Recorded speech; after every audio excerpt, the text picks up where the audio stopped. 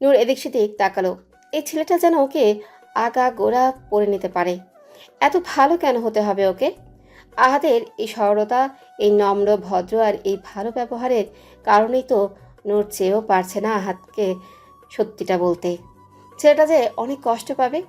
এই সহজ সরল প্রাণবন্ত ছেলেটা মূর্ছা যাবে। এইভাবেই নিষ্পাপ একটা মানুষকে কষ্ট দিয়ে নূর সুখী হতে চায় না। আহাদ আবারও শান্ত স্বরে বলে, just relax Noor, take it easy. এইভাবে ঘামছো কেন? নূর শুকনো ঠকিল। আহাদ হালকা হাসলো। এইবার নূরের হাতটা টেনে আনলো মুখের সামনে। উদ্দেশ্য নূরের হাতের উল্টো পিঠে ঠোঁটের ছোঁয়া দিবে। এই প্রথম আহাদ এমন কিছু করার পরিকল্পনা করলো। না হলে সবসময় নূরের হাত ধরা পর্যন্তই ওর স্পর্শ করার সীমাবদ্ধতা ছিল। এদিকে নূর আহাদের উদ্দেশ্য বুঝতে পেরে চট করে আহাদের থেকে হাতটা ছাড়িয়ে নিল। উঠে দাঁড়ালো। এক্ষুনিটা কি করতে চাইছিল আহাদ? নূর আমতা আমতা করে বলে উঠল, আমার শরীরটা ভালো লাগছে না। আজ সারাদিন ছুটাছুটি করেছি তো অনেক, তাই মাথা ব্যথা করছে। আমি রুমে যাই, গিয়ে একটু ঘুমাবো। এদিকে আহাদ স্তব্ধ হয়ে বসেছিল। নূরের আকস্মাৎ এমন ব্যবহারে অনেকটা অবাক হয়েছে। পরপর নূরের কথায় হুঁশ আসলো আহাদের। নিজের কাজে নিজেই লজ্জা পেল আহাদ। না, কাজটা ঠিক হয়নি। এইভাবে নূরের অনুমতি না নিয়ে এত দূর আগানো উচিত হয়নি। মেয়েটা বোধ হয় অনেক লজ্জা পেয়েছে, সে সাথে ভয়ও পেয়েছে। ভাবেই তো, আহাদ তো আর কোনোদিন এসব চিন্তা ভাবনাও মাথাতে আনেনি। আহাদও উঠে দাঁড়ালো। মোলায়েম স্বরে বলে, আম সরি নূর, তোমার থেকে পারমিশন না নিয়ে আমার এভাবে আগানো উচিত হয়নি।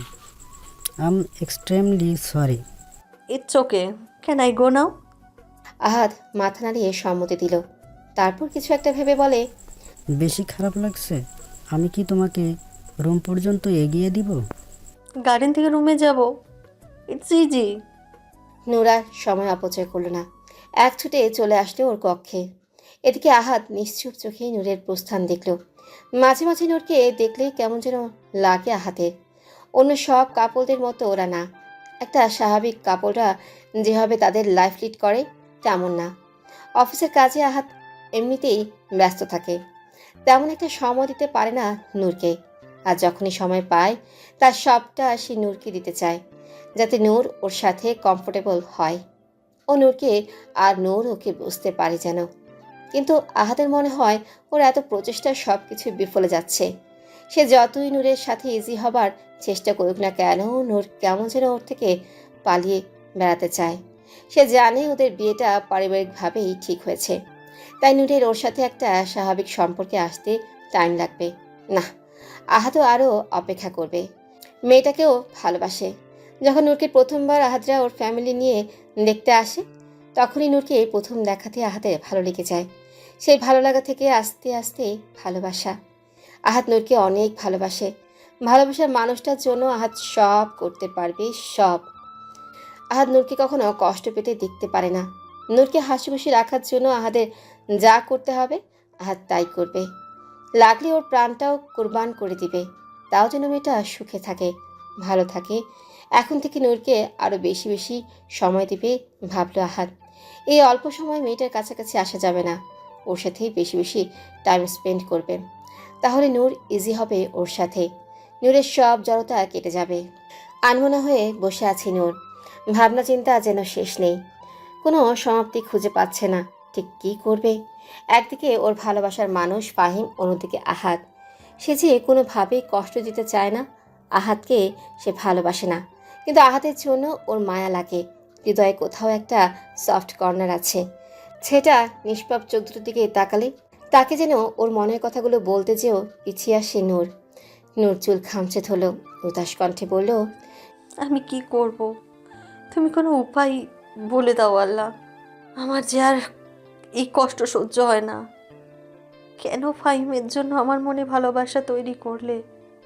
কেন আমি তাকে ভালোবাসলাম? আমার এই একতরফা ভালোবাসা আমাকে যেন তিলে তিলে শেষ করে দিচ্ছে। আমার আর বাঁচতে ইচ্ছা হয় না। নূরের গাল গড়িয়ে দুঃখে অশ্রু ঝরে। ও সিদ্ধান্ত নিয়েছিল আহাদকে বলে দিবে ও ফাহিমকে ভালোবাসে, তাই ওকে বিয়ে করতে পারবে না। এতে আহাদ যদি কষ্ট পেয়ে সরেও যায়, তবুও তো সে ফাহিমকে পাবে না।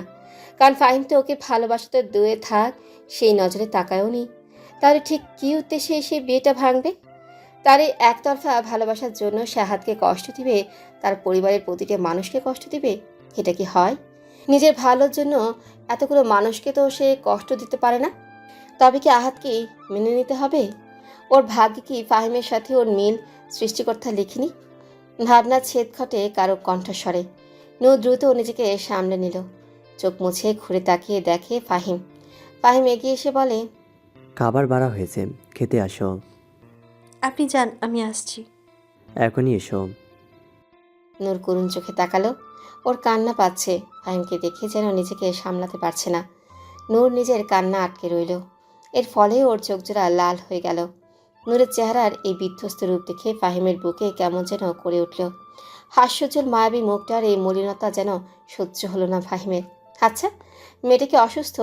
না হলে এমন দেখাচ্ছে কেন তাকে? ফাহিম প্রশ্ন করলেও। নূর, তুমি ঠিক আছো? নূর চমকে উঠল ফাহিমের প্রশ্নে। এই প্রশ্নটা কেন করলো ফাহিম? নূর আমতা আমতা করে বলে, আমি ঠিক আছি। তাহলে তোমার মুখটা এমন দেখাচ্ছে কেন? ও এমনিতেই রাতে ঘুমোতে পারিনি ঠিকঠাক। কাজিনরা একসাথে ঘুমিয়েছি, তাই তো। স্বস্তি পেল যেন ফাহিম। প্রশান্তির শ্বাস ফেলে বলে, আচ্ছা, খেতে আসো। নূর মাথা দুলিয়ে চলল ফাহিমের পিছু পিছু। আজ ওরা আরাবিদের ওর বাবা বাড়ি থেকে নিতে এসেছে। আজ আরাবিকে নিয়ে ওরা ফিরে যাবে সাক্ষাৎ ভিলায়। এদিকে খাবার টেবিলে এসে দেখে সকলেই বসে পড়েছে। নূরও চুপচাপ বসে পড়ল। জায়ানের পাশে, এক পাশে আরাবি আর জায়ানের আরেক পাশে নূর। নূর জায়ানের পাশে এসে বসতেই জায়ান খুব গম্ভীর স্বরে বলে উঠল, তোর ফোন কোথায় নূর? নূর তাকায় জায়ানের দিকে, উল্টো প্রশ্ন করলো, কেন ভাইয়া? আহাদ আমাকে ফোন করেছিল, জানালো তোর ফোনে নাকি কল যাচ্ছে না। আজকে এখানে তো আসতে পারলো না ছেলেটা, তাই তোকে নিয়ে সন্ধ্যার পর ঘুরতে বেরোবে। তাই আমরা সিদ্ধান্ত নিয়েছি সন্ধ্যার পরেই এখান থেকে যাব। আহাদ এখানে এসেই তোকে নিয়ে যাবে। এটা শুনে আরাবি বলল, তিনি আমাদের বাড়িতে আসবেন না? না, আমি বলেছিলাম এখানে ঘন্টা দেড়েক বসার জন্য। তার নাকি হাতে সময় নেই, এমনিতেই অনেক কাজের প্রেশার, তাই নূরকে নিয়ে ডিরেক্ট ঘুরতে চলে যাবে। আচ্ছা, তবে সময় পেলে আসতে বলবেন। এদিকে ফাহিম চুপচাপ সব শুনল। সে আসলে বুঝতে পারল না এই আহাতটা আবার কে, কাকে নিয়ে এত কথা হচ্ছে। কৌতূহল দমাতে না পেরে ফাহিম জিজ্ঞেস করলো। আহাতকে জাহান? ফাহিমের প্রশ্নে জায়ান বলল, ও, তোমাকে তো পরিচয় করাতে পারিনি। ছেলেটা রিসেপশনের দিন এসে কোনো রকম খেয়েই চলে গিয়েছিল। বেচারা একা হাতে অফিস সামলায়, তাই ও তো সময় পায় না হাতে। আহাদ হলো নূরের ফিয়ন্সে। নূরের অনার্স শেষ হলেই ওদের বিয়ে হবে। জায়ানের মুখে এই কথা শুনে ফাহিম চমকে উঠল। অবিশ্বাস্য নজরে তাকালো নূরের দিকে। এদিকে নূর চুপচাপ বসে খাবার খাচ্ছে। ফাহিমের জায়ানের কথাটা যেন হজম হলো না। নূর তো এখনও কত ছোট, ওকে এত তাড়াতাড়ি বিয়ে দেওয়ার কথা ভাবলো কিভাবে? আর নূর তো কোনোদিনও ওকে জানালো না যে ওর বিয়ে ঠিক হয়ে আছে। পরক্ষণে নিজের এমন চিন্তা ভাবনায় নিজেই অবাক হলো ফাহিম। আশ্চর্য, সে এসব কথা ভাবছে কেন? নূরের সাথে তো ওর তেমন কোনো সম্পর্ক নেই যে নূর ওর পার্সোনাল লাইফের বিষয়ে ওকে জানাবে। আগে তো কোচিংয়ে শিক্ষক ছাত্রী হিসেবে কথা হতো, এখন আরাবিয়া জায়ানের বিয়ে হওয়ায় আত্মীয় সূত্রে টুকিটাকি কথা বলেছে। কিন্তু নূরের বিয়ে ঠিক হয়ে আছে, এই কথাটা শুনে ওর এত খারাপ লাগছে কেন? কেন জায়ানের মুখের এই কথাগুলো এত জঘন্য লাগলো শুনতে? কেন এই কথাগুলো কিছুতেই সহ্য করতে পারছে না? কই, আগে তো কখনো এমন হয়নি। তবে এখন কেন এরকম অনুভূতি হচ্ছে? আরবির বিদায়ের সময় নূরের সেই কথাগুলো বলার পর থেকেই নূরকে নিয়ে ওর মন মস্তিষ্ক ভেবেই চলেছে। মাথা থেকে যেন নূরকে সরাতেই পারছে না। সেদিনে নূরের কথাগুলো বেশ প্রভাবিত করেছিল ওকে, কিন্তু ওই ক্ষণিকের দেখা সাক্ষাতের এইরকম ভাবনা চিন্তা আসা, এটা কেন হচ্ছে? এই কেনর উত্তর ফাহিম মেলাতে পারছে না কিছুতেই। খাবার টেবিলে চুপচাপ বসে কোনো রকম খাবারটুকু শেষ করলো ফাহিম। আর একটা কথাও বলল না, শুধু আর চোখে নূরের দিকে তাকিয়েছে কয়েকবার। কিন্তু নূর একবারও তাকায়নি ওর দিকে। দাঁতের দাঁত চিপে সেখান থেকে উঠে চলে এলো ফাহিম। এই অসহ্যকর অনুভূতি ওকে পাগল করে দিচ্ছে। মধ্যাহ্নভোজন শেষ করার পর মায়ের সাথে টুকিটাকি কাজ শেষ করে রুমে আসলো আরাবি। আজ তারা চলে যাবে ভেবেই মনটা খারাপ লাগছে। দুদিন বাবার বাসায় থেকেছে, কিন্তু মন তো যেতে চাইছে না এখান থেকে। মন খারাপ করেই ভেতরে প্রবেশ করলো। এসে ট্রলি ব্যাগটা টেনে বিছানায় উঠিয়ে রাখলো। এরপর আলমারি থেকে ওর প্রয়োজনীয় আর যা যা ছিল তা প্যাকিং করতে লাগলো। এদিকে বারান্দায় ছিল জায়ান, ফোনে ইফতির সাথে কথা বলছিল। বেচারা অফিসের কাজের কারণে আসতে পারেনি। ও আসেনি, এই কারণে আলিফাও আসতে পারেনি। আরবি বলেছিল আসতে, কিন্তু আলিফা বলেছে ইফতি নাকি আসবে না, তাই ওকেও মানা করেছে। অফিসে যেতে বলেছে আজ, তাই আরবি বেশি একটা জোর করেনি। কক্ষে এসে স্ত্রীর মুখে মন খারাপের আধার দেখে জায়ান বিচলিত হলো। আরবির কাছে এগিয়ে এলো জায়ান। কিছু না ভেবে আরবিকে পেছন থেকে জড়িয়ে ধরল। জায়ানের হাতজোড়া ঠান্ডা হয়ে আছে। শাড়ির ফাঁকে হাতজোড়া উদর স্পর্শ করতেই আরবি কেঁপে উঠল। আরবির হাতে ওর কিছু প্লাজো আর টি শার্ট ছিল, সেগুলো পড়ে গেল। আরবি জায়ানের হাতের উপর হাত রাখল, কিন্তু আওয়াজে বলে, কি করছেন? আপনার হাতগুলো তো ঠান্ডা কেন? জায়ান আরবিকে ঘুরিয়ে ফেলল, নিজের মুখোমুখি করল। আরবির কোমর দু হাতে জড়িয়ে নিয়ে বলে, বাইরে বৃষ্টি হচ্ছে দেখছো না? একটু বৃষ্টির পানি স্পর্শ করছিলাম। আরবি বিচলিত হলো, বলল, তাহলে ধরলেন কেন? ইস, শরীরটাও যে ঠান্ডা হয়ে গিয়েছে একদম। জায়ানের গালে কপালে হাত ছুঁয়ে ছুঁয়ে দেখলো আরবি। জায়ান আরবিকে টেনে আনলো নিজে আরেকটু কাছে, খুব শক্ত করেই ধরলো। ব্যথা পেল আরবি, ঠোঁট ফুলিয়ে বলে, উফ, এত জোরে কেউ ধরে? দম আটকে মরে যাব তো। জায়ান ভ্রু উঁচু করে বলে। তুমি না বললে আমার শরীর অনেক ঠান্ডা হয়ে আছে? আরবি ভ্রু কুঁচকে বলে, হ্যাঁ বলেছি তো, এটা বলায় এভাবে ধরবেন? জায়ান মাথা দুলালো। আরবি উৎসুক চোখে তাকিয়ে আছে, তা দেখে জায়ান বাঁকা হাসলো।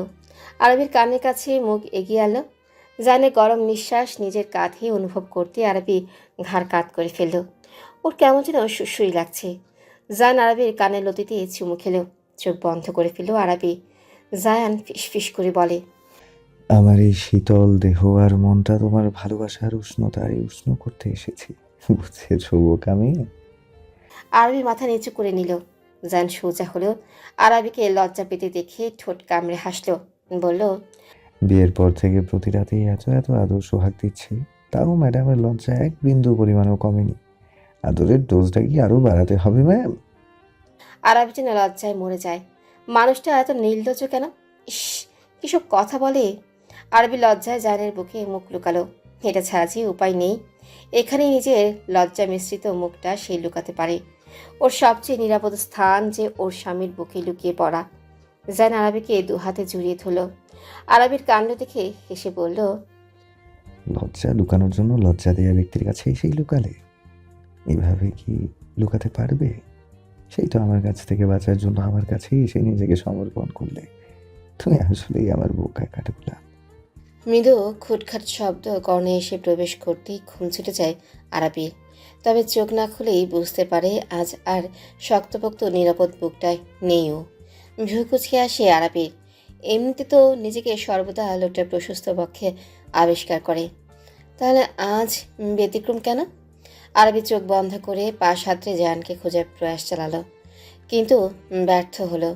তাই হতাশ হলো আরবি। আলস্যতা আঁকড়ে ধরেছে ওকে যেন, তাই তো চোখটাই খুলতে ইচ্ছে করছে না। আবার জায়ান কোথায় গিয়েছে সেটাও জানতে ইচ্ছে হচ্ছে। হঠাৎ করেই সে চেনা পরিচিত অতি প্রিয় মানুষটার পুরুষালী স্বরটা শুনতে পেল আরবি। মিসেস শাখওয়াত, আমাকে খুঁজে পাচ্ছেন না বুঝি? জায়ানের কণ্ঠস্বর শুনেই আরবির মুখে হাসি ফুটে উঠল। ও এবার চোখ মেলে তাকালো। তাকাতেই মুখের সামনে নিজের সুদর্শন স্বামীর মুখশ্রীটা দেখতে পেয়ে ঠোঁটের হাসিটা যেন আরও চওড়া হলো। জান যেন পাগল হয়ে উঠল আরবির এই সদ্য ঘুম ভাঙা মায়াবী মুখের হাসি দেখে। ঘোর লাগা কণ্ঠে বলল, সকাল সকাল এইভাবে হেসে আমাকে মেরে ফেলার পায়তারা করছেন নাকি? প্রেমে পড়ে যাই তো বারবার। আরবি হাত বাড়িয়ে দু হাতে জানের গলা জড়িয়ে ধরল। ঘুম জড়ানো গলায় বলল, আর সকাল সকাল এরকম হ্যান্ডসাম ড্যাশিং সেজে বসে আছেন তার বেলায় বুঝি আমার কিচ্ছু না হয় না? জান ঠোঁট কামড়ে হাসল, বলল, তোমার কিছু হয় বুঝি? হয়তো অনেক কিছু হয়। এই আরবির নাকে নাক ঘষল জায়ান। আদুরি কণ্ঠে বলল। তা কি হয় শুনি? আরবির মুখটা অন্যদিকে ঘুরিয়ে হাসল। একটা কথা আছে না, মেয়েরা তার অতি প্রিয় মানুষটার কাছে বড্ড আহ্লাদি হয়ে থাকে। আরবির ক্ষেত্রেও যেন কোনো ব্যতিক্রম হলো না। আরবি ফিস ফিস করে বলল, যে এভাবে সেজে গুজে আমার সামনে এসেছেন, আপনাকে দেখে আমার হৃদয় স্পন্দন বেড়ে গিয়েছে। আপনার দিকে শুধু তাকিয়েই থাকতে ইচ্ছে করে, কেমন যেন একটা পাগল করা অনুভূতি হয়। আরবির কথা শুনে জায়ান প্রাপ্তির হাসি দিল, বলল, কংগ্রাচুলেশনস মিসেস শাখওয়াত, আপনি মিস্টার শাখওয়াতের প্রেমে পড়ে গিয়েছেন। এখন এখান থেকে আর নিস্তার নেই আপনার। আরবি জায়ানের চোখে চোখ রাখলো, বলল। জায়ান হেসে ফেলল, তারপর আরবিকে ফট করে করে তুলে নিল। আরবি জায়ানকে শক্তভাবে জড়িয়ে ধরল। জায়ান হাসি হাসি মুখ করে বলে, আজ ম্যাডামের এই অধমের প্রতি এত ভালোবাসা দেখানো হচ্ছে যে। নিস্তার পেতে চায় কে? আমি? সেটা তো দুঃস্বপ্নেও না। সবসময় তো আপনিই ভালোবাসেন। দু একদিন আমি ভালোবাসা দেখালে কি বড্ড ক্ষতি হবে? হুম, একদমই না। বরং আপনার এই ভালোবাসা তো আমি দিন রাত 24 ঘন্টাই পেতে চাই। আরবি ভেঙচি কেটে বলে। শখ কত! জায়ান সুযোগ বুঝে আরবির ঠোঁটে ঠোঁট ছুঁয়ে দিল, সরে এসে বলে। অনেক। আরবিকে জায়ান হঠাৎ চুমু খাওয়ায় একটু লজ্জা পেয়ে গিয়েছিল। পরক্ষণে জায়ানের কথা বলার ভঙ্গি দেখে খিলখিলিয়ে হেসে উঠল। আর জায়ান তার কাঠগোলাপে শুভ্রময়ী হাসিতে মত্ত হয়ে রইল। জায়ান দুষ্ট হাসল, মেয়েটা আজ অনেক বোল্ডনেস দেখাচ্ছে, এইবার না হয় একটু লজ্জা দেওয়া যাক। জায়ান আরবির কানের কাছে মুখ নামিয়ে ফিসফিস করে বলল, ভালোবাসাটা যেভাবে আজ দেখাচ্ছেন, সেভাবে যদি রাতে আমাদের একান্ত সময়ে এইভাবে একটু আদর করতেন এই অধমকে, তাহলে সে বড্ড খুশি হতো। সব সময় তো আমাকেই এগিয়ে আসতে হয়, খুব করে আদর করতে হয়।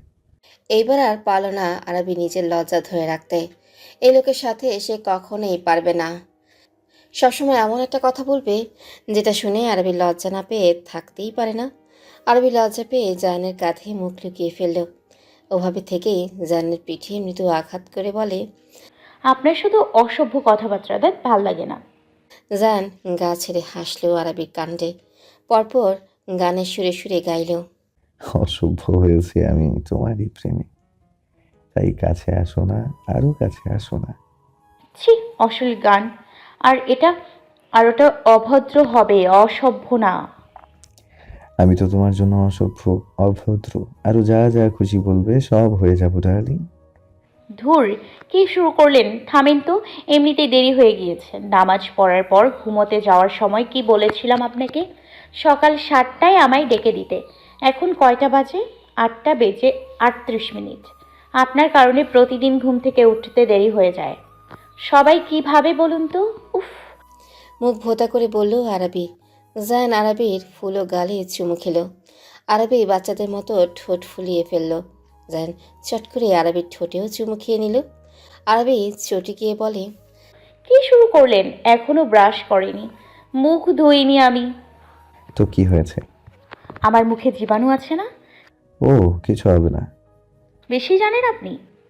বড় কে এখানে, আমি না তুমি? আপনি আর তাহলে বেশি জানবে কে? অবশ্যই আমি। আসছে আমার সব জানতা।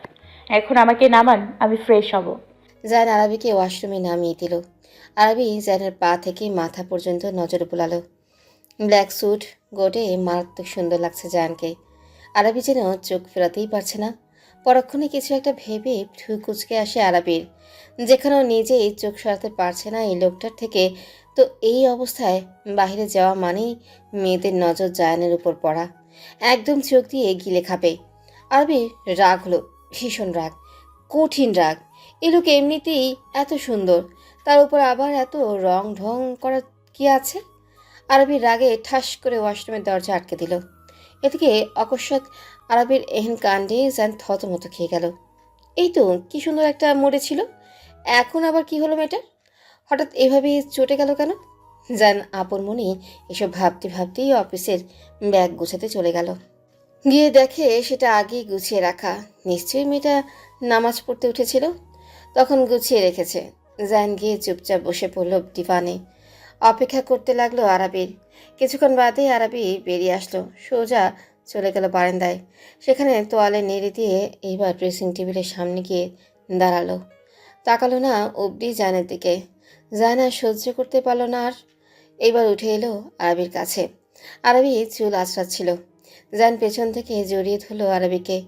আরবি হাত থেমে গেল, পরপর মাথা নিচু করে নিল। জান আরবিকে ঘুরিয়ে ওর দিকে দাঁড় করালো। জান আরবি চিবুকে হাত রেখে আরবির মুখটা উপরে তুলল। পরপর আরবির চোখে টলমলে অশ্রু দেখে থমকে গেল জায়ান। কিন্তু কিছুক্ষণ আগে এই পূর্ণিমা চাঁদের মতো হাসি হাসি মুখটায় হঠাৎ অমাবস্যার মতো আধার নামলো কেন? জান বিচলিত কণ্ঠে বলে, কাঁদছো কেন? কি হয়েছে? খারাপ লাগছে? আরবি মাথা দুলালো। জান আবারও কারণ জানতে চাইল। আরবি ভেজা কণ্ঠে বলল, আমার ভয় হয় জানে চিন্তিত কণ্ঠস্বর। কিসের ভয় আরবি? আমি তো আছি। আমার ভয় হয় জায়ান। আপনাকে নিয়েই যে আমার ভয় হয়। আপনাকে আমার জীবনে আমি পেয়ে ধন্য। আমার তো সাত কপালের ভাগ্য আমি আপনাকে পেয়েছি। না হলে যেখানে মানুষ আমাকে তুচ্ছ তাচ্ছিল্য করতো প্রতিনিয়ত, ইনফ্যাক্ট এখনও করে আমার এই গায়ের রং নিয়ে, সেখানে আপনি আমার এই গায়ের রং দেখেই নাকি আমাকে ভালোবেসেছেন। অনেক ভাগ্য করে আপনাকে পেয়েছি। আপনাকে আমি হারাতে পারবো না, তবু ভবিষ্যতের কথা তো কেউ বলতে পারে না। আপনি তো অনেক সুন্দর। আপনাকে তো আমার থেকেও কত সুন্দর সুন্দর মেয়েরা বিয়ে করতে চেয়েছিল, এমনকি এখনও চাইছে। আমার ভয় করে তারা যদি আপনাকে আমার কাছ থেকে ছিনিয়ে নেয়। আমি সহ্য করতে পারবো না জায়ান। আরবির কথাটা শেষ করতে দেরি। জানের রাগে হিতাহিত জ্ঞান শূন্য হতে দেরি নেই। অনেক সহ্য করেছে মেয়েটা, প্রতিনিয়ত এসব ভেবেই চলে। এতবার মানা করে তবুও মেয়েটা এসবই ভাবে। কিন্তু না, আরবিকে তো আর জায়ান কিছু বলতে পারবে না। জান চোখ বন্ধ করে আরবির দিকে তাকালো। আরবের গাল ভিজিয়ে গড়িয়ে পড়া চোখের জলটুকু তারপর অত্যন্ত শীতল কণ্ঠে বলল, একটা কথা জানো কি আরবি? আমি যে তোমায় ঠিক কতটা ভালোবাসি এটা তুমি এখনো অনুভব করতে পারোনি। তুমি আমার ভালোবাসায় বিশ্বাস করোনি। যদি বিশ্বাস করতে তাহলে এই কথাগুলো আজ এভাবে বলতে না। আমাকে বিশ্বাস করলে এটা বিশ্বাস করতে যে তোমার জায়ান শুধু তোমারই থাকবে, আর কারো না। এইবার পৃথিবীর সব থেকে সুন্দরী মেয়েটাও যদি আমার সামনে থাকতো, তাও আমি তার দিকে তাকাবো না, কারণ আমি তোমাকে ভালোবাসি। কিন্তু আফসোস, আমার এই ভালোবাসার গভীরতা তোমায় আমি বোঝাতে পারলাম না আরবি। এতে তোমার কোনো দোষ নেই, এটা আমার ব্যর্থতা। আমি আমার ভালোবাসা তোমাকে বোঝাতে ব্যর্থ হয়েছি। I am sorry. জান আর এক মুহূর্ত দাঁড়ালো না, দ্রুত পায়ে প্রস্থান করলো এখান থেকে। সে অনেক রেগে আছে, আর এই রাগ সে আরবির সামনে প্রকাশ করতে চায় না। মেয়েটা কোমল হৃদয়ের অধিকারী, ভয় পেয়ে যাবে। এদিকে জানের কথাগুলো ঝংকার তুলে আরবির কানে বাজতে লাগলো। ভুল করে ফেলেছে, বড্ড বড় ভুল। মানুষটা অনেক কষ্ট পেয়েছে। এবার কি করবে আরবি? অনুশোচনায় দগ্ধ হতে লাগলো আরবির হৃদয়। মানুষটা কিভাবে কষ্ট দিতে পারলো? আরবের আকাশে আজ মন খারাপের মেঘ জমেছে। নিজের সবচেয়ে প্রিয় মানুষটাকে কষ্ট দিয়ে এখন যেন নিজের বুকটা পুড়ে যাচ্ছে। কেন বলতে গিয়েছিল ওই কথাগুলো? মানুষটা খেয়েও যায়নি। আরবির চোখ জোড়া জলে টইটুম্বর। এক সময় দুহাতে মুখটা ঢেকে ফুপিয়ে উঠল। কাঁদতে কাঁদতে বলে, আম সরি। আমি যে সেভাবে বলতে চাইনি। I'm really very sorry. আরবি এখন হাড়ে হাড়ে টের পাচ্ছে এই মানুষটার সামান্য অভিমান সে সহ্য করতে পারছে না। সেখানে এই মানুষটাকে ছাড়া নিজের অস্তিত্ব কল্পনাও করতে পারবে না আরবি। এটা ভাবলেই যেন নিজের নিঃশ্বাস বন্ধ হয়ে যাচ্ছে আরবির। মানুষটা এখনও হৃদয়ের সবটা জুড়ে বাস করে। আরবি এখন নিজের অনুভূতিগুলোকে খুব ভালোভাবে বুঝতে পারছে। ও যে লোকটিকে ভালোবেসে ফেলেছে, এতে কোনো সন্দেহ নেই। আরবি আকাশের দিকে তাকিয়ে ভেজা কণ্ঠে বলল, I love you, Jan. Love you so much. I just can't live with you. আরবি হাতের ফোনটার দিকে তাকালো। এই নিয়ে কতগুলো ফোন আর মেসেজ করেছে সে জায়ানকে। লোকটা একটা মেসেজও সিন করেনি। অনেকটাই কষ্ট দিয়ে ফেলেছে ও জায়ানকে। অফিস থেকে ফিরুক একবার, যে করেই হোক তাকে মানিয়েই ছাড়বে আরবি। ওর ভাবনার মাঝেই দরজায় কড়াঘাতে শব্দ পেল আরবি। ভরকে গিয়েছিল প্রথমে, পরপর নিজেকে সামলে নিল। চোখ মুছল শাড়ির আঁচলে। এরপর গিয়ে দরজা খুলল। দরজা খুলতেই সামনে দাঁড়ানো ব্যক্তিকে দেখে একটা চমকালো আরবি। স্বয়ং সুহানা সাখাওয়াত দাঁড়ানো এখানে। আরবি তাকে দেখে শাড়ির আঁচল মাথায় টানলো, নরম গলায় বলল, আসুন মা, ভেতরে আসুন। আরবের এই নরম কণ্ঠে বলা কথায় ছিটে ফোটাও দাম দিলেন না সুহানা সাখাওয়াত। তীক্ষ্ণ দৃষ্টিতে আরবের দিকে তাকে কথার বান ছুড়ে দিলেন। এত আদিক্ষেতা করতে হবে না। বিয়ের পর থেকে শুধু তোমার কীর্তিকলাপগুলো দেখলাম। এই বাড়ির বউ তুমি, তাও বড় বউ। সেই হিসেবে তোমার তো কিছু দায়িত্ব তো আছে, তাই না? নাকি আমার ছেলে আহ্লাদ পেয়ে একদম মাথায় উঠে বসেছ? আসার পর থেকে তো এক কাপ চাও বানিয়ে খাওয়াতে দেখিনি।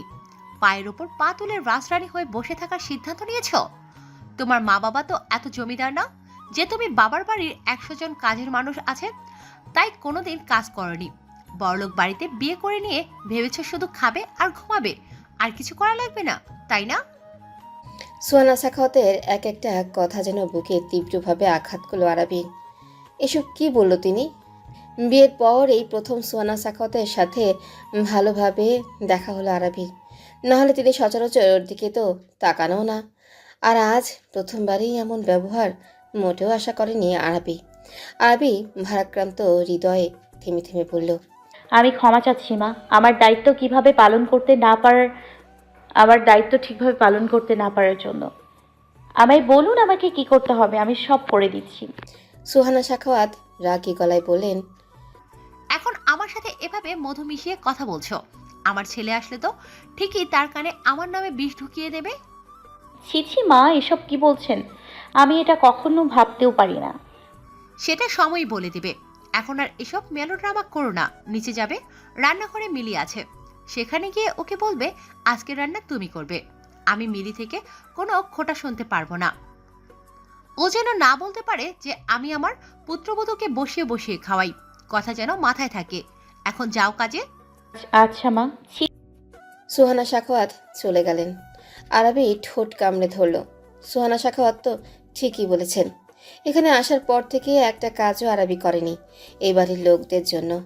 আসলে করবেই বা কিভাবে? এতদিন তো জায়ান অফিসে যায়নি। বিয়ের পর আজকেই প্রথম গেল অফিসে।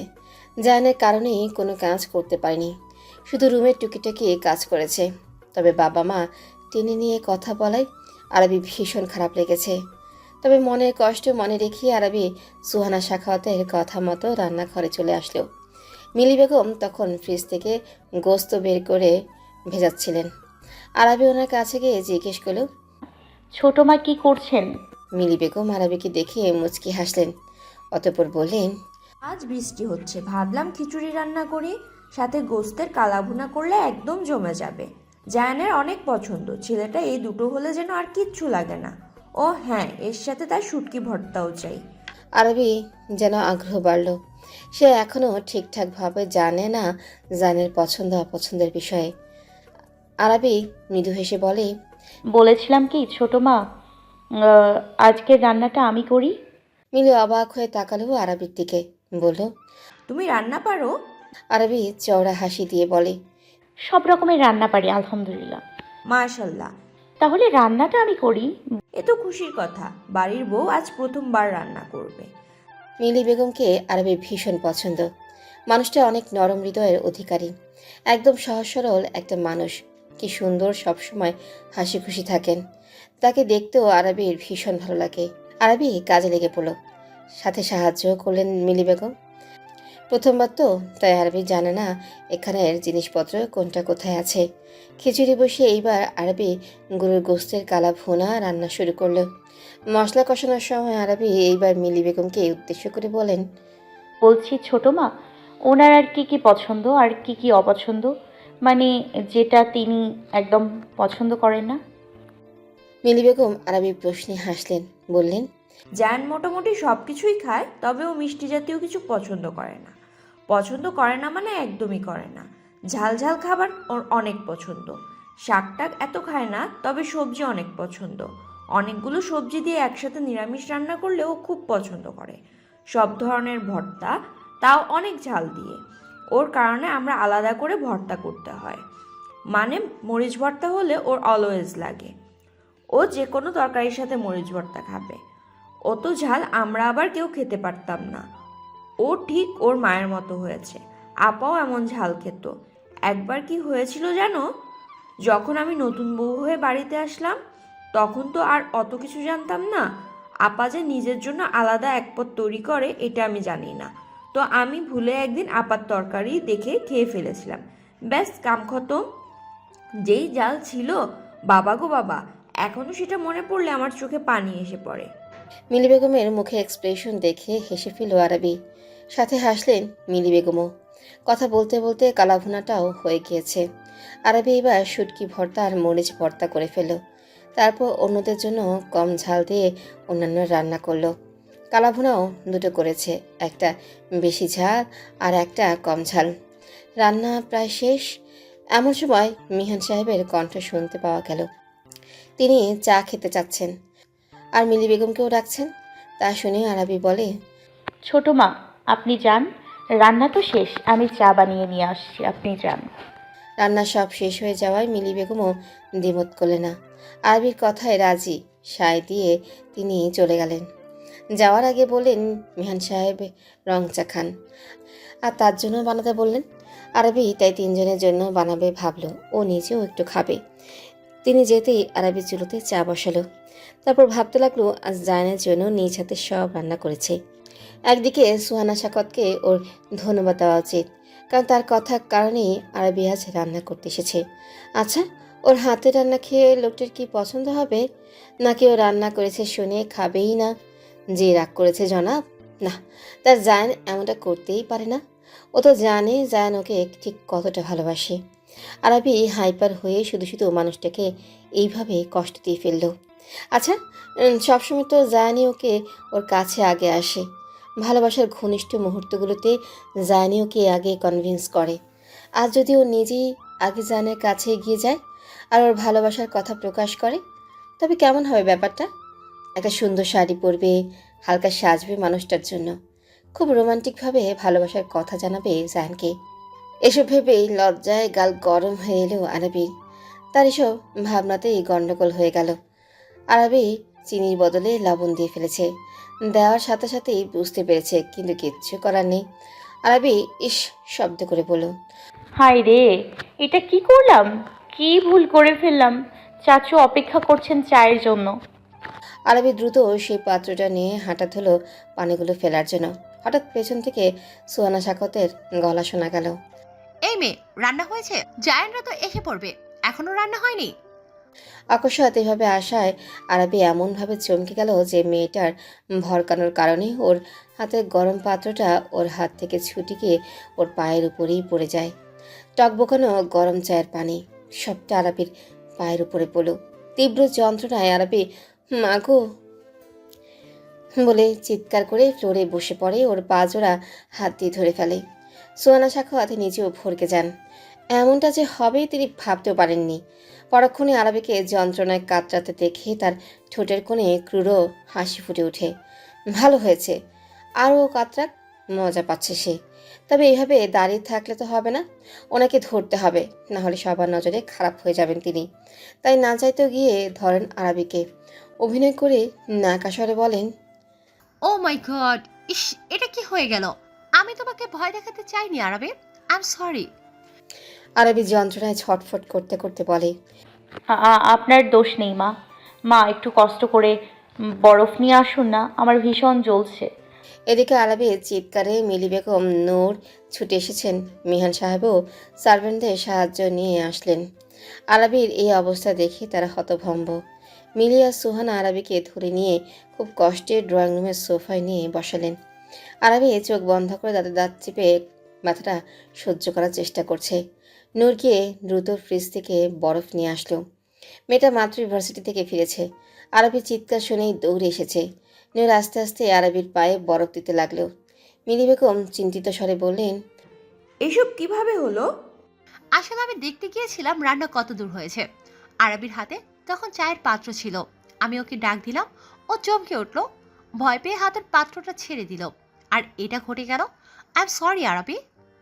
আরবি ব্যথাতুর কণ্ঠে বলে, আপনার দোষ নেই মা, আমি খেয়াল করিনি। আপনি সরি বলে আমাকে নিজের চোখে ছোট করে দিবেন না। নূর আরবির পায়ে বরফ ঘষতে ঘষতে দেখে আরবির পায়ে অলরেডি ফোসকা পড়ে গিয়েছে। বেশ ভালোই পুড়েছে। নূর বলল, ভাবি, ডক্টরকে আসতে বলি, অনেকখানি ফোসকা পড়েছে। এদিকে কাজ শেষ করে মাত্রই বাড়ি ফিরেছে জায়ান, নিহান সাহেব আর ইফতি। আজ অফিসে জরুরি মিটিং ছিল, সেটা শেষ করে এসেছে, কারণ অফিসে আর কাজ ছিল না তেমন একটা। তাই বাসাতে এসেছে সবাই লাঞ্চ করে তারপর আবার যাবেন। এদিকে বাসায় এসে ড্রয়িং রুমে সবাইকে এভাবে একজোট হয়ে থাকতে দেখে ইফতি বলল, আজকে সবাই এখানে একসাথে কোনো বিশেষ কিছু নিয়ে আলোচনা হচ্ছে নাকি? নূর ইফতির কথা শুনে করুণ গলায় বলে। ভাবির পা পুড়ে গিয়েছে ইপ্তি ভাইয়া। এই কথাটা শুনে জান চমকে তাকালো। কথাটা যেন একেবারে বুকের বাঁ পাশে বিষাক্ত তীরের মতো এসে বিঁধল। তার কাঠগোলা ব্যথা পেয়েছে। জান দ্রুত বড় বড় পা ফেলে এগিয়ে আসলো। আরবি সোফায় বসে আছে, ওর পাটা টি টেবিলের উপরে উঠানো। নূর সেখানে বরফ গলা পানি দিচ্ছে। পাটা পুড়ে ফোসকা পড়ে গিয়েছে, যা স্পষ্ট দেখা যাচ্ছে। জান আরবির মুখের দিকে তাকালো। আরবির চেহারায় তীব্র যন্ত্রণার ছাপ। ওই যন্ত্রণাময় মুখটা দেখে জানের হৃদয়টা যেন যন্ত্রণায় থেতলে গেল। ইস, কতটা কষ্ট হচ্ছে ওর কাঠগোলাপে। জানের ভেতরে যে ঝড় বয়ে যাচ্ছে প্রিয়তমার স্ত্রীকে দেখে তা কেউ বুঝতেই পারবে না। জান কাউকে কিছু বলল না, না জিজ্ঞেস করলো এটা কিভাবে হয়েছে। ও চুপচাপ গিয়ে এক ঝটকা আরবিকে কোলে তুলে নিল। এদিকে জানের উপস্থিতি টের পেয়ে অনুশোচনায় জানের দিকে তাকাতেই পারছিল না আরবি, তাই চুপচাপ মাথা নিচু করে বসেছিল। কিন্তু হঠাৎ এভাবে জান কোলে নেওয়ায় মেয়েটা চমকালো। পরপর সবার সামনে জান ওকে কোলে নিয়েছে, এর কারণে লজ্জা পেল। তবে জানকে কিছু বলল না। আরবি জানের গলাটা ভালোভাবে ঝুরিয়ে ধরলো।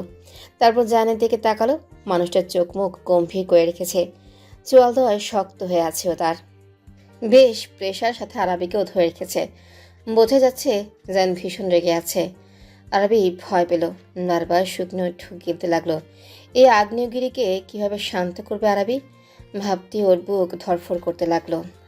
আরবির ক্ষতস্থানে মলম লাগিয়ে দিচ্ছে জায়ান। অত্যন্ত যত্ন সহকারে কাজটা করছে সে। একটুখানি মলম লাগাচ্ছে আর বারবার ফু দিচ্ছে, যাতে আরবির একটু কষ্ট না হয়। তবে চোখ মুখ বেশ গম্ভীর, চোয়ালদয় শক্ত করে রেখেছে। রাগে দাঁতে ঘর্ষণ দিচ্ছে, ফলে অদ্ভুত শব্দ হচ্ছে। জায়ানের এহেন রূপের সাথে আরবির দ্বিতীয়বার পরিচয় হলো। ভয় আরবির শরীরের প্রতিটি লোম দাঁড়িয়ে গিয়েছে। জায়ানকে দেখতে ভীষণ ভয়ঙ্কর দেখাচ্ছে। কিছু একটা বলে যে শান্ত করবে লোকটাকে, তাও পারছে না, কারণ ভয়ে ওর গলা শুকিয়ে গিয়েছে। মুখ দিয়ে কোনো আওয়াজই বের হচ্ছে না। আরবি জোরে 2-3টা শ্বাস ফেল। না, এভাবে হবে না, লোকটাকে শান্ত করতেই হবে। আরবি মনে মনে সাহস জুগিয়ে হালকা আওয়াজে বলতে চাইল, শুনুন না, আমি আসলে আরবি কথাটা সম্পূর্ণ করতে পারল না। তার আগেই জায়ান সেখান থেকে উঠে চলে গিয়েছে। গিয়ে আলমারি থেকে জামা কাপড় নিয়ে কোনো শব্দ না করে ওয়াশরুমে চলে গেল। জায়ানের এহেন কাণ্ডে না যায় তো আরবির চোখে অশ্রু জমল। লোকটার এমন নীরবতা সহ্য করতে পারছে না। মানছে ওর অসাবধানতার কারণে আজ এরকম একটা ঘটনা হয়েছে, তাই বলে কি লোকটা এমন ব্যবহার করবে? আরবির ঠোঁট কামড়ে ধরল। আচ্ছা, এত কষ্ট করে এত কিছু রান্না করলো, লোকটা কি এখন সেগুলো খাবেও না ওর সাথে রাগ করে? আরবি বিছানায় শুয়ে পড়ল। ভালো লাগছে না কিছুই। আজকে পুরো দিনটাই খারাপ। আজ যেন সব কিছু খারাপই হচ্ছে ওর সাথে। লোকটার জন্য কিছু করে যে লোকটার অভিমান ভাঙাবে, তাও তো এখন করতে পারবে না। পাটাও পুড়িয়ে বসে আছে। কি করবে আরবি? রান্না করে মন গলাবে কি? এটা করতে গিয়েই তো পা পুড়িয়ে এখন যেন রাগের আগুনে আরও কেরোসিন ঢেলে দিয়েছে আরবি।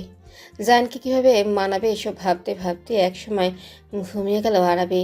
একে তো পায়ে ব্যথা, তার উপর সকাল থেকে এত খাটাখাটুনি করেই রান্নাবান্না করেছে। ক্লান্তিতে দু চোখের পাতায় ঘুমের রাজা এসে ভর করেছে। এদিকে ঘন্টা 3 লাগিয়ে গোসল নিয়ে বের হলো জায়ান। রাগে সারা শরীর জ্বলছিল। ঠান্ডা পানি দিয়ে গোসল করে যদি নিজেকে একটু শান্ত করা যায় সেই আশাতেই এতক্ষণ লাগলো। ওয়াশরুম থেকে বের হয়ে বিছানার দিকে আর চোখে তাকিয়ে চোখ সরিয়ে নিল জায়ান। পরপর আবারও চমকিত দৃষ্টিতে প্রিয়তমার দিকে তাকায়। এলোমেলো চুলে এলোমেলো শাড়িতে যেন একটা ঘুমন্ত পরীকে দেখছে জায়ান। আরবির পরিহিত শাড়িটা এলোমেলো হয়ে যাওয়ায় আরবের আকর্ষণীয় নারী দেহের অনেকাংশেই দৃশ্যমান। আরবি ওই মেধহীন ওই মসৃণ উদরের দিকে দৃষ্টি যেতেই যেন নিজের খেই হারিয়ে ফেলার জোগাড় হলো জায়ানের। বারবার শুকনো ঢুকিল। এই মেয়ের সৌন্দর্য এতটাই প্রখর যে জায়ান নিজেকে কোনোভাবেই সামলাতে পারে না। বিয়ের পর তো একেবারেই না। স্বামী হয়ে স্ত্রীর অমন চোখ ধাঁধানো সৌন্দর্য কি কখনো অদেখা করা যায়? নিজের কামক অনুভূতিকে কি সামলানো যায় এত সহজে? জায়ান তার উত্তেজিত অনুভূতি দমিয়ে রাখার চেষ্টা চালাতে লাগলো। মাত্র গোসল দিয়ে আসা জায়ান ইতিমধ্যেই ঘেমে উঠেছে। নিচের চুলের মাঝে হাত গুলিয়ে তা চেপে ধরে জায়ান দাঁত খিচিয়ে বলে উঠল, She is extremely beautiful. My heart becomes very weak seeing this beauty of hers. I feel like having a heart attack. পরপর বুকের বা পাশটায় হাত রেখে বিড়বিড় করলো। মেয়ে, তোমার উপর কেন আমি বেশিক্ষণ রেখে থাকতে পারি না? জায়ান ধীর পায়ে গিয়ে আরবির পাশে বসলো। শাড়ির আঁচলটা গুছিয়ে নিয়ে ঠিক করে দিল। কিছু চুল আরবির মুখের উপর পড়ে আছে। জায়ান খুব যত্ন সহকারে আস্তে আস্তে সেই চুলগুলো সরিয়ে দিল, যাতে মেয়েটা জেগে না যায়। ঝুঁকে গিয়ে জায়ান এইবার চুমু খেলো আরবির কপালে। সরে এসে আরবির হাতটা নিজের হাতের মুঠোতে নিয়ে নিল। হাতে উল্টো পিঠেও ঠোঁটের আবেশ দিল জায়ান। সেভাবে থেকে আরবির পায়ে সেই ক্ষতটার দিকে তাকিয়ে অত্যন্ত শীতল কণ্ঠে বলে উঠল, আমার কাঠগোলাপকে এভাবে কষ্ট দেওয়ার পরিণাম ভালো হবে না। শুধু সময়ের অপেক্ষা করছি আমি। আমি চুপ করে আছি তার মানে এই না যে আমি কিছুই জানি না। আমার কাঠগোলাপকে আঘাত করা মানে আমাকে আঘাত করা। আর একজন আহত সিংহ ঠিক কতটা ভয়ঙ্কর হতে পারে তার ধারণা ওদের নেই। আমি বোঝাবো ওদের সেটা। Just wait and watch. এসবের মাঝেই দরজায় কড়াঘাতে শব্দ শুনতে পেল জায়ান। উঠে গিয়ে দরজাটা খুলে দিল। দেখে নূর দাঁড়িয়ে আছে, হাতে খাবারের ট্রে। জায়ান সরে আসলো খানিকটা, তারপর বলে, আয় ভিতরে আয়। না, এখন ভেতরে আসবো না। তুমি শুধু খাবারটুকু রাখো। আমার ক্ষুধা পেয়েছে। ভাবি অনেক ডিলিশিয়াস রেসিপি রান্না করেছে, তা দেখে যেন আমার ক্ষুধা আরও বেড়ে গিয়েছে। কথাগুলো এক নাগারে বলে জায়ানের হাতে খাবারের ট্রেটা দিয়ে দিল। ফের বলল, ভাবি কি করে? ক্ষততে মলম লাগিয়েছো? হ্যাঁ, লাগিয়ে দিয়েছি, ঘুমিয়ে গিয়েছে। আচ্ছা, আমি যাচ্ছি। হুম। নূর চলে আসলো সেখান থেকে। নূরের ভালো লাগছে না। আজকে ভেবেছিল জায়ান আসলে জায়ানের সাথে বিগত ঘটে যাওয়া সকল ঘটনা জায়ানকে জানাবে। জায়ানের কাছে বললে মনটা হালকা হবে, তাহলে ওকে আর এত চিন্তা করতে হবে না। ওর ভাই তো বেস্ট, তার কাছে সব কিছু সাজেশন থাকে। তবে আজ চেয়েও বলতে পারলো না। আরবি ব্যথা পেয়েছে, এই কারণে ওর ভাই অফিসেও গেল না। সেখানে এসব বিষয় আজ আলোচনা না করাই শ্রেয় মনে করলো নূর। খাবারের ট্রেটা সাইড টেবিলে নিয়ে রাখলো জায়ান। নূরের বলা কথাগুলো মনে করলো। তার মানে আজ এই সকল রান্না আরবি করেছে।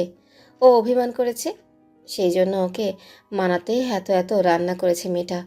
ওকে খুশি করতে গিয়ে আবারও ব্যথাও পেল না। আর কি অভিমান রাখা যায়? অবশ্য প্রেয়সীর সে আবেদনময়ী রূপ দেখে ওর রাগ অভিমান তো সেই ক্ষণেই ধুয়ে মুছে মাটিতে পড়ে গিয়েছে। জায়ান ক্ষীণ হাসল, তাকালো আরবির দিকে। কি সুন্দর করে ঘুমোচ্ছে মেয়েটা। ঘুম থেকে তুলতে ইচ্ছে করছে না আরবিকে। উল্টো আরবিকে ওর বুকের মাঝে নিয়ে আদুরে বিড়াল ছানার মতো জড়িয়ে ধরে ওর নিজেরও ঘুমোতে ইচ্ছে হচ্ছে। কিন্তু এমনটা ভাবলে তো হবে না। 3:37 বাজে। মধ্যাহ্ন ভোজনের সময় গড়িয়েছে অনেকক্ষণ। মেয়েটা এখনও না খাওয়া। আরবিকে জাগাতে মন না চাইলেও জাগাতে হলো জায়ানের। আরবির নরম গালে ও নিরেট হাতটা আলতোভাবে ছুঁয়ে দিয়ে ধীর স্বরে ডেকে উঠল, আরবি, আরবি, ওঠো। আবার পরে ঘুমিয়ে নিও, ওঠো। এক নাগারে এভাবে ডাকা আরবি নয় চড়ে উঠল। প্রথমে ভ্রু কুচকে রাখলো। ওর ইচ্ছে করছে না ঘুম থেকে উঠতে। পরপর জায়ানের কণ্ঠস্বর কানে এসে পৌঁছাতেই ঝট করে চোখ মেলে তাকালো। ঝট করে চোখ মেলে চাইল। জায়ানের মুখশ্রীটা দেখে চটজলদি উঠতে নিতেই পায়ের পাতায় টান লাগলো। সাথে সাথে ব্যথায় মৃদু আর্তনাদ করে উঠল আরবি। জায়ান চমকে গেল। পরপর আরবিকে নিজের সাথে আগলে নিল। আরবি চোখ মুখ কুঁচকে ব্যথাটা হজম করার চেষ্টা করছে। পুরো জায়গাটার চামড়াগুলোতে টান লাগছে, যার ফলে এখন অসম্ভব জ্বালা পোড়া করছে। আরবি নিস্তেজ হয়ে পড়ে রইল জায়ানের বুকে। জায়ান আরবি চুলগুলো গুছিয়ে সেগুলো ক্লিপ দিয়ে আটকে দিল। এরপর নরম গলায় বলে, বেশি ব্যথা হচ্ছে? আজ সারাদিনে জায়ান আরবির সাথে কথা বলেনি, গম্ভীর মুখ করেছিল। তাই এখন স্বামীর নরম কণ্ঠের আওয়াজ শুনে যেন আরবি নিজেকে সামলাতে পারল না, কান্না করে দিল। জায়ান বুঝলো তার বউটা কেন কাঁদছে। জায়ান আলতো হাতে আরবির চোখের জলগুলো মুছে দিতে দিতে বলে, আচ্ছা কেন? এখানে কান্নার মতো কি বলেছি আমি? আমি কি তোমায় বকেছি না মেরেছি? আরাবি দু হাতে জানের পিঠের টি শার্ট মুঠো করে ধরল। জানের প্রশস্ত বুকে মুখ লুকিয়ে রেখেছে মেয়েটা। সেভাবেই মাথা নাড়িয়ে না বোঝালো জানের প্রশ্নের উত্তরে। জান হেসে বলে, তো কাঁদছো কেন? আরাবি কান্না ভেজা কণ্ঠে বলে ওঠে, আপনি অনেক খারাপ। আমার সাথে আজ সারা দিনে একবারও কথা বলেন নাই। আমি কতগুলো ফোন করলাম, একটাও ধরলেন না। মেসেজ করেছি, তা সিন করলেনই না। রিপ্লাই তো দূরের কথা। আপনি অনেক খারাপ। জান মৃদু হেসে বলে, আচ্ছা, আমি তো খারাপ। তো এই খারাপ লোকের কাছে কি? ছাড়ো আমায়, চলে যাচ্ছি, আর আসবো না তোমার কাছে। আমি তো খারাপ। জান মিছিমিছি আরবির হাত দুটো ছাড়ানোর চেষ্টা করতে লাগলো। সহ্য করতে না পেরে এক পর্যায়ে আরবি নিজেই রেগে গেল। তারপর কামড় বসিয়ে দিল জানের বুকের বাঁ পাশে। খুব জোরে সোরেই কামড়টা দিয়েছে। জান ঠোঁট কামড়ে ধরে ব্যথাটা সহ্য করে নিল।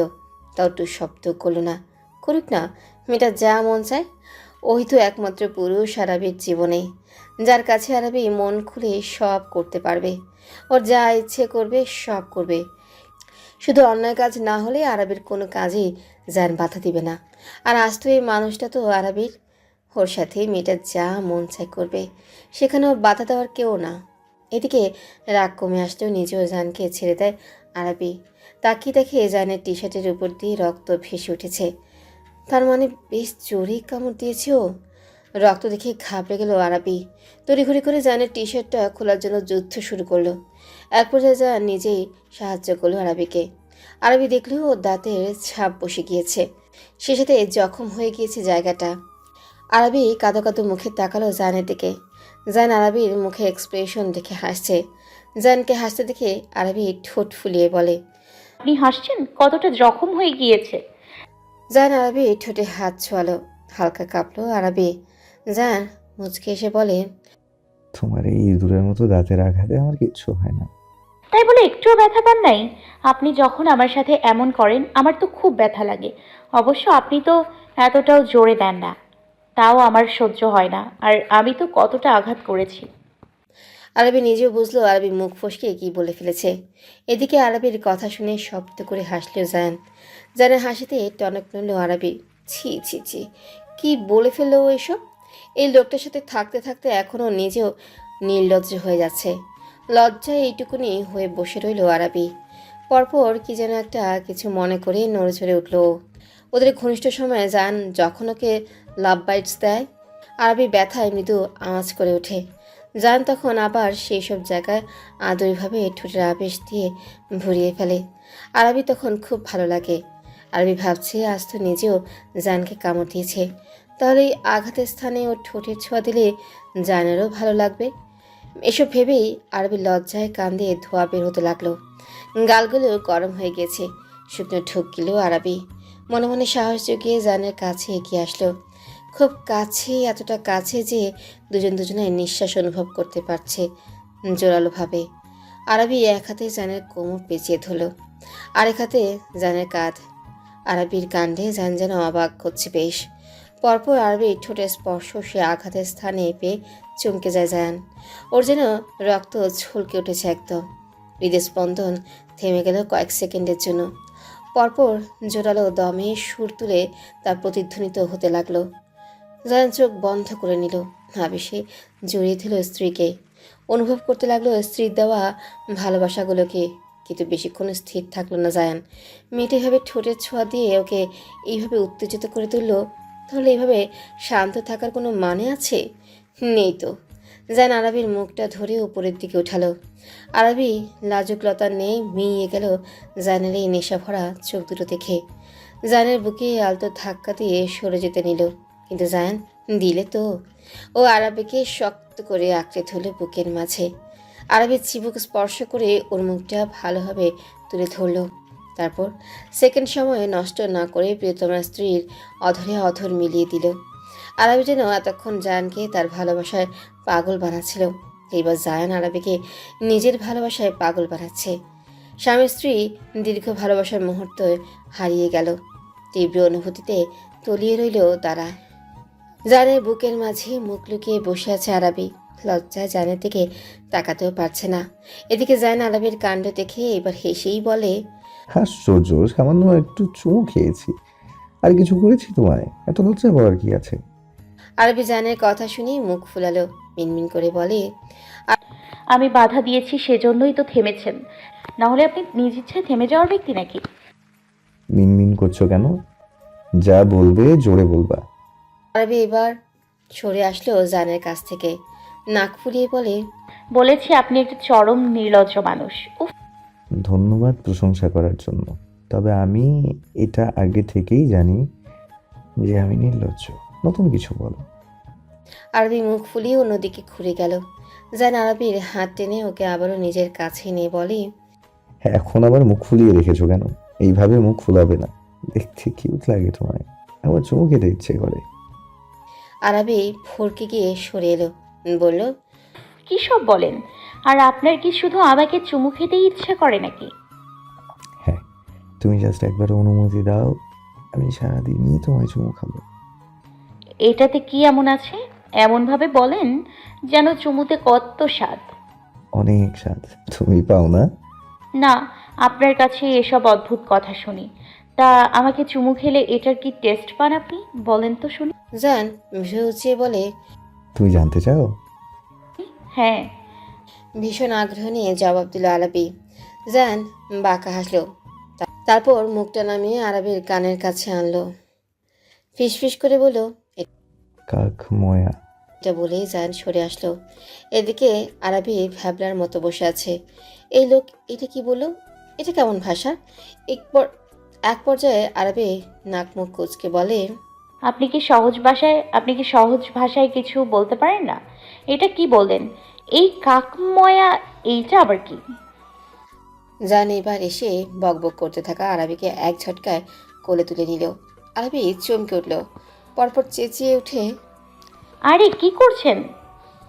অনেক কথা হয়েছে, এবার গোসল দিবে, তারপর খেতে হবে, ক্ষুধা পেয়েছে আমার। কিন্তু কাকে আমার প্রশ্নের জবাব কিন্তু আগে আমার প্রশ্নের জবাব দিন। একটু আগে আপনি ওটা কি বললেন? জান আরবিকে নিয়ে ওয়াশরুমে এসে একটা টুলে বসিয়ে দিয়ে বলে, আগে আমার কথা মতো সব করবে, আমি যা যা বলেছি, তাহলে ওটার মিনিং বলবো। না যাইতে এবার আরবি জানের কথা মেনে নিল। আরবিকে গোসল করিয়ে দিতে চেয়েছিল জান, তবে আরবি রাজি হয়নি। ও একাই পারবে বলে জানকে বের করে দিয়েছে। এদিকে জান গিয়ে খাবারগুলো রান্নাঘর থেকে গরম করে আনলো। ঠান্ডা হয়ে গিয়েছে খাবারগুলো, তাই খাবারগুলো গরম করে রুমে এসে দেখে আরবি মাত্রই বের হয়েছে ওয়াশরুম থেকে। খুঁড়িয়ে খুঁড়িয়ে হাঁটছে মেয়েটা। জান খাবারের ট্রেটা টেবিলে রেখে জলদি আরবির কাছে এসে ওকে কোলেই তুলে নিল। তারপর রাগী চোখে আরবির দিকে তাকিয়ে বলে, এত বেশি বেশি পাকামি করো কেন? আমি বলেছিলাম না আমি না আসা পর্যন্ত বসে থাকবে? আমি রুমে নিয়ে আসবো। এইটুকুই তো, কিচ্ছু হবে না। বেশি বুঝো তুমি মেয়ে। জান আরবিকে নিয়ে বিছানায় বসালো, তারপর খাবারগুলো আনলো। তারপর নরম স্বরে বলে, আমি রাগ করেছি বলে এইসব খাবার একা হাতে তৈরি করেছো? আরবি মিষ্টি হেসে বলে, আমি একা করিনি, ছোট মা হেল্প করেছে তো। আর তিনিই বলেছেন আপনার এসব খাবার পছন্দ। জান এবার প্লেটটা হাতে নিল, এরপর নিজের হাতে আরবিকে খাইয়ে দিতে লাগলো। আরবি বিনা বাক্যে স্বামীর হাতে খেতে লাগলো। এ যেন অমৃত। আরবি আল্লাহ তাআলার কাছে হাজারো কোটি শুকরিয়া জানায় এই মানুষটাকে তার জীবনসঙ্গী হিসেবে দান করার জন্য, এতটা সুখী মানুষ করার জন্য ওকে। আরবিকে খাইয়ে দেওয়া শেষ হলো। এইবার জান আরেকটু খাবার নিল প্লেটে, তারপর সেটা আরবির দিকে বাড়িয়ে দিয়ে বলে, আচ্ছা, এইবার তুমি আমায় খাইয়ে দাও। আরবি আলতো হেসে প্লেটটা হাতে নিল, তারপর সুন্দরভাবে জানকে খাইয়ে দিল এক লোকমা। কিন্তু আরবি জানকে ঠিকভাবে খাওয়াতে পারছে না, কারণ জান ওর থেকে অনেক লম্বা। তাই আরবি মিনমিন করে বলল, এভাবে খাওয়াতে পারছি না তো, আপনি আমার থেকে অনেক লম্বা। জান হেসে ফেলল আরবির কথায়, বলল, আমি বেশি লম্বা না, তুমি বেশি খাটো। আরবি রাগে চোখে তাকালো জানের দিকে। কে খাটো? আমি 5 ফুট 3 ইঞ্চি এই হাইটের মেয়েদের খাটো বলে? আপনি তো তাল গাছের মতো লম্বা। জান ভাব নিয়ে বলল, আমার এই হাইটটাই পারফেক্ট, মেয়েরা এই হাইটের ছেলেদের জন্যই পাগল। ইস ঢং, এখন কিছু করুন, আমি এভাবে খাওয়াতে পারছি না। পাটা ভালো থাকলে দাঁড়িয়েই খাইয়ে দিতাম। আর দাঁড়াতে হবে না তোমায়, দাঁড়াও, আমিই ব্যবস্থা করছি। এই বলে জ্যান উঠে দাঁড়িয়ে গেল। তারপর ফ্লোরি বিছানা কার্পেটের উপর বসে পড়ল।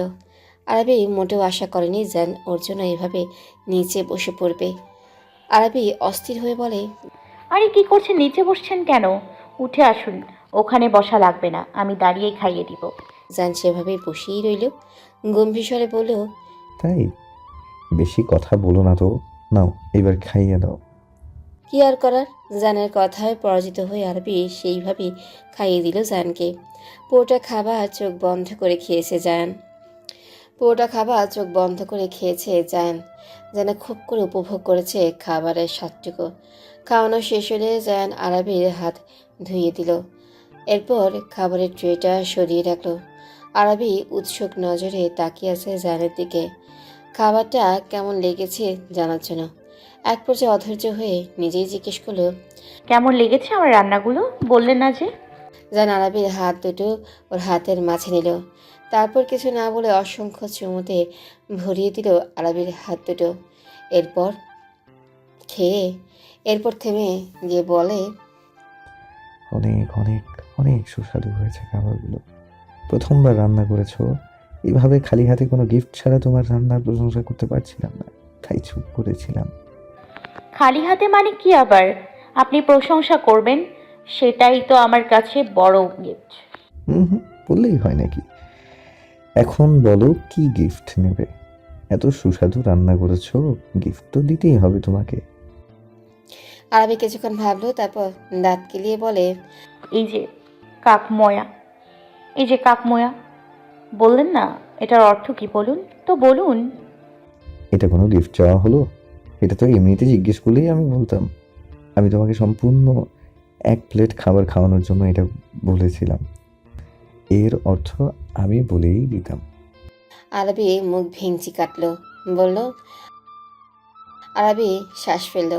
এই মেয়ে একদম বাচ্চাদের মতো ব্যবহার করে, ওর কাছে থাকলেই এমন করে। অবশ্য জানের ভালো লাগে আরবির এই বাচ্চামো ব্যবহার। জান বলল, তোমার ফোন কোথায়? ফোনের কথা জিজ্ঞেস করায় আরবি ওর মাথার বালিশ নিচ থেকে ফোনটা বের করে দিল। জান এবার বলল, গুগলে সার্চ করো, what is the meaning of কাক ময়া, এটা লিখো। আরবি তাই লিখলো।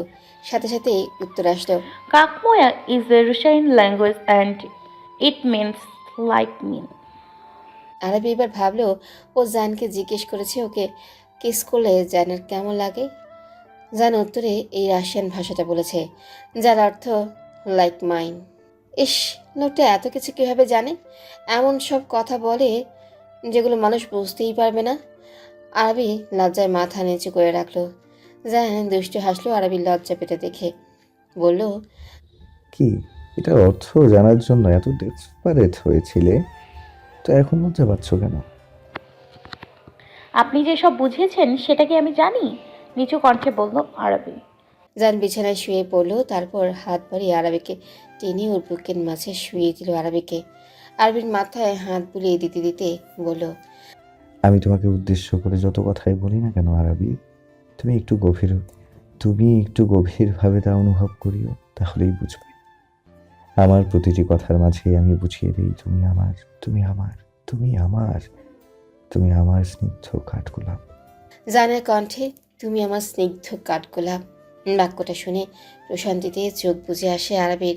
চোখ বন্ধ অবস্থাতেই বিড়বিড় করলো, আমি আপনার, আপনি আমার, আমরা দুজন দুজনার। আজ ফাহিম ইচ্ছে করেই নূরদের ক্লাস নিতে এসেছে কোচিংয়ে। এটাও কেন করলো ও জানে না, শুধু এটুকু জানে ও নূরকে দেখতে ভীষণ ইচ্ছে করছিল, তাই তো কলেজে না গিয়ে এখানে এসেছে। কিন্তু যার জন্য এখানে আসা সেই নিষ্ঠুর রমণী একেবারের জন্য ওর দিকে তাকাচ্ছে না। নূর একদিনে বইয়ের দিকে তাকিয়ে আছে, না দৃষ্টি এদিক যাচ্ছে আর না ওদিক। অন্যদিন হলেই নূরের বইয়ের প্রতি এত মনোযোগ দেখলে ফাহিম খুশি হতো, কিন্তু আজ যেন ওর বইয়ের প্রতি এত মনোযোগ সহ্য হচ্ছে না ফাহিমের। অসহ্য লাগছে সব কিছু। মন চাচ্ছে নূরের হাতের ওই বইটা পুড়িয়ে ফেলতে, কিন্তু কেন এমনটা মন চাইছে ওর?